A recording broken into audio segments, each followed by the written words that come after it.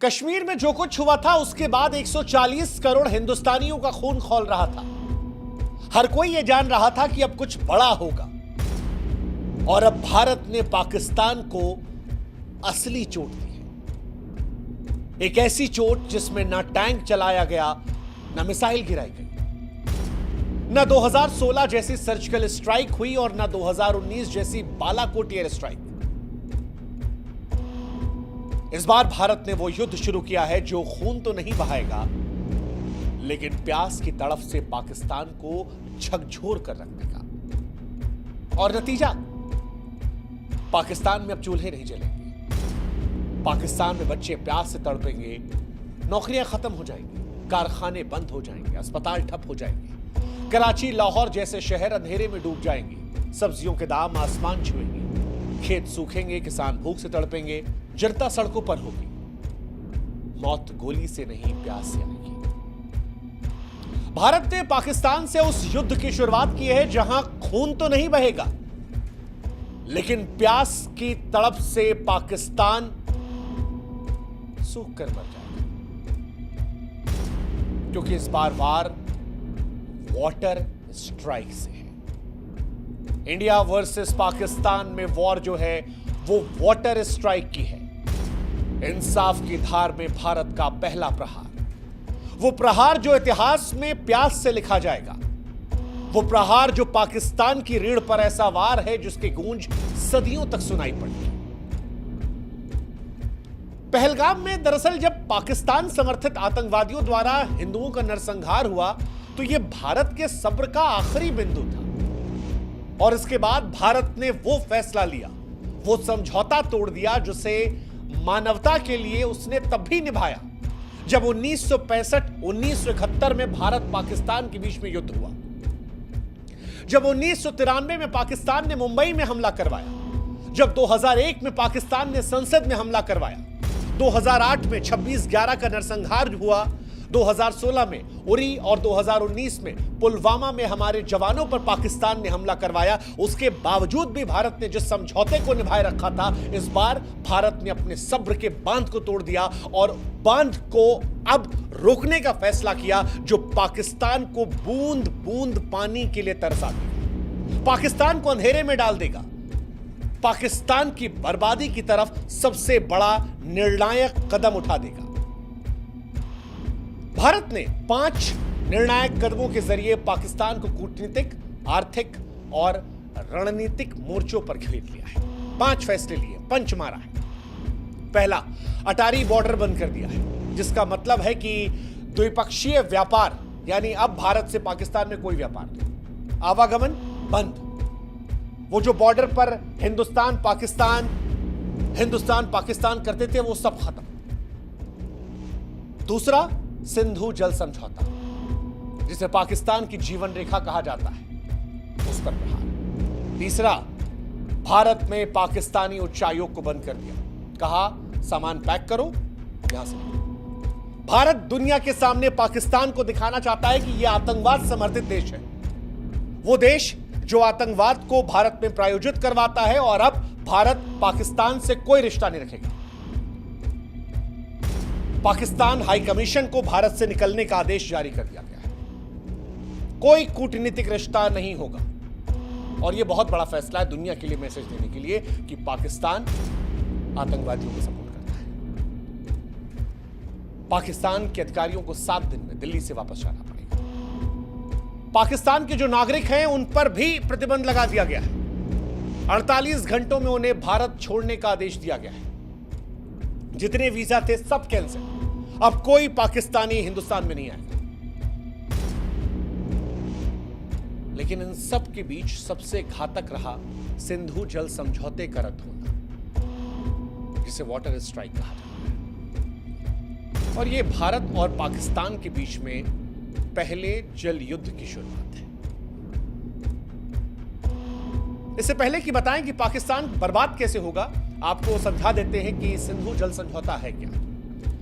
सिंधु नदी और उसकी सहायक नदियां, जिसमें झेलम और चिनाब का नाम है, पाकिस्तान की जीवन रेखा है।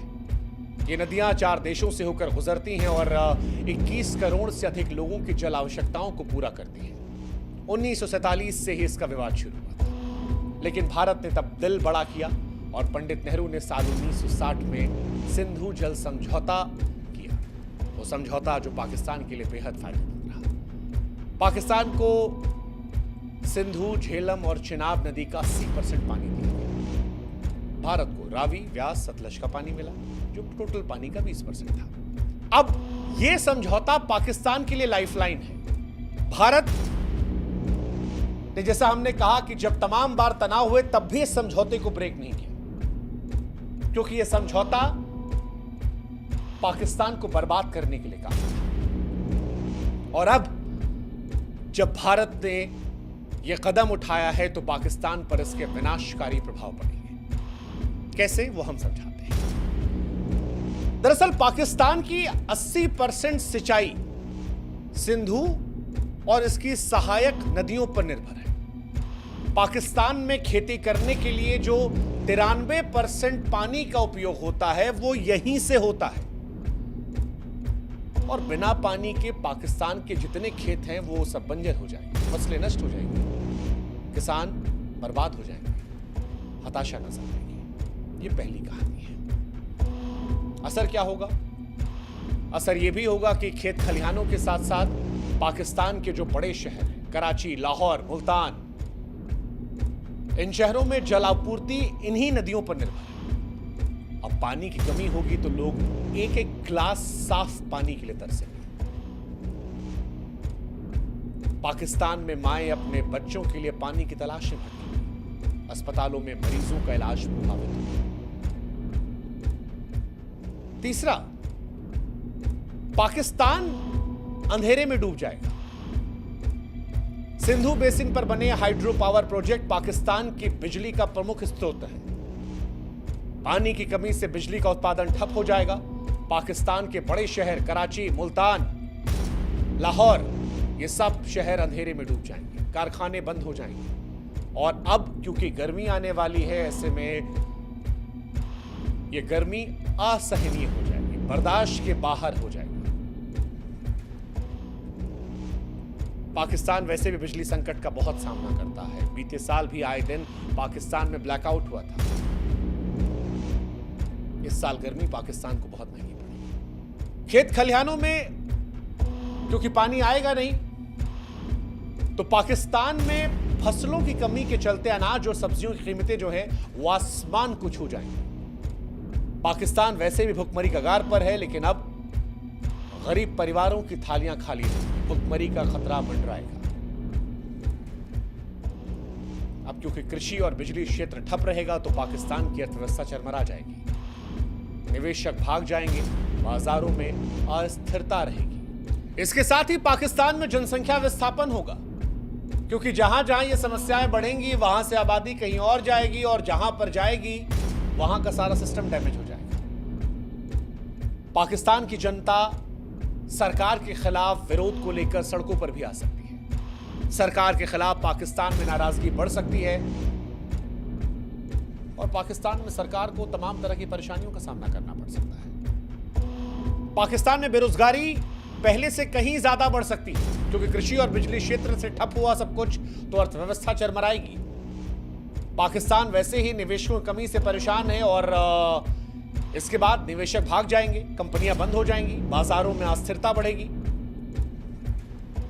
और पाकिस्तान अलग अलग दृष्टिकोण से बर्बादी की तरफ चला जाएगा। हालांकि क्या ऐसा कल से ही होने वाला है? तो जवाब है नहीं। भारत ने जो ये फैसला लिया है, ये ऐसा नहीं है कि कल से ही पाकिस्तान को बर्बाद कर देगा, क्योंकि कई लोग के मन में सवाल है कि क्या ऐसा फैसला लेने के बाद पाकिस्तान तुरंत बर्बाद हो जाएगा, या बर्बाद पाकिस्तान होगा तो कितना समय लगेगा? इसका जवाब भी हम आपको देते हैं। सिंधु जल संधि टूटने से तत्काल गंभीर नुकसान पाकिस्तान को नहीं है। क्यों नहीं है वो समझाते हैं। सिंधु, झेलम, चिनाब नदियों का पानी जो है वो तुरंत नहीं रुकेगा, क्योंकि ऐसा करने के लिए भारत को बड़े बांधों की जरूरत है, जो फिलहाल अभी तैयार नहीं है। इसके अलावा पाकिस्तान के पास तारबेला, मंगल जैसे जलाशय भूजल है, जो कुछ महीनों तक कृषि, पानी, बिजली की जरूरतों को पूरा कर सकते हैं। एक, भारत ने फैसला आतंकवाद के दृष्टिकोण से लिया है, लेकिन पाकिस्तान भी इसके बाद छाती पीटने विश्व बैंक और अंतर्राष्ट्रीय समुदायों के पास जाएगा, मानवता की दुहाई देगा, आवाम को बचाने की अपील करेगा और अंतर्राष्ट्रीय समुदाय के जरिए भारत पर दबाव डलवाने की कोशिश करेगा। हालांकि भारत की सरकार ने जब यह फैसला लिया है तो वो इसके परिणामों से वाकिफ रही होगी कि क्या हो सकता है। तीसरा, पाकिस्तान बारिश या ग्लेशियर पिघलने से बच सकता है, क्योंकि ऐसा रहा तो नदियों में पानी बना रहेगा। पाकिस्तान जो छोटे छोटे नहरें हैं, जलाशय है, भूजल है, उनका इस्तेमाल करके तत्कालिक तौर पर परेशान नहीं, ये बात सच है। तुरंत खतरा नहीं है पाकिस्तान पर, लेकिन एक सच जो है वो ये कि हर पाकिस्तानी के दिल में भविष्य को लेकर डर रहेगा। पाकिस्तानियों में अनिश्चितता बनी रहेगी और जब भी लंबे समय में भारत पूरा पानी रोकने की क्षमता बनाएगा, तब पाकिस्तान में असली संकट आएगा। खेती का संकट, नौकरी का संकट, रोजगार का संकट, बिजली का संकट, बर्बादी का संकट, भूख का संकट, और इन सब से चीखें। अभी ये सिर्फ डर है जो चुपके से पाकिस्तान में खरीद रहा है, लेकिन भारत ने कश्मीर के पहलगाम में जो कुछ देखा, जो कुछ सुना, जो कुछ जाना, उससे जो डर पैदा हुआ, जो गुस्सा पैदा हुआ, जो नफरत आई, उसके बाद मानो पाकिस्तान को स्पष्ट संदेश देने का मन बना गया है कि भारत ना हमास जैसी हरकत बर्दाश्त करेगा और ना पहले जैसी खामोशी। अगर हमला हमास जैसा होगा तो पाकिस्तान को जवाब इजराइल जैसा मिलेगा।